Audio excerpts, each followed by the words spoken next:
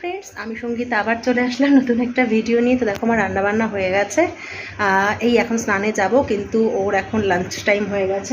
দেখো অলরেডি কটা বাজে ঘড়িতে, দেখো তোমরা দেখতেই পাচ্ছ। তো লাঞ্চ টাইম হয়ে গেছে, এখন ওকে খেতে দিয়ে দেবো।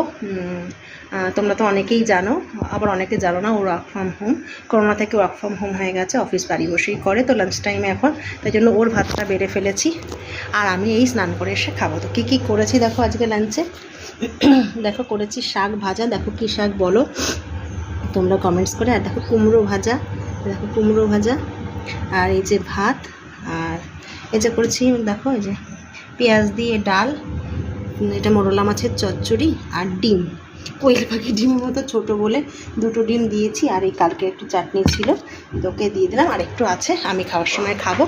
ব্যাস, আজকের মেনু শেষ। তোমরা কে কী রান্না করেছো অবশ্যই কমেন্টস করে জানিও। বাঙালি বস, এক পদ দিয়ে খেতে পারি না, অল্প হলেও করতেই হয়। চলো টাটা।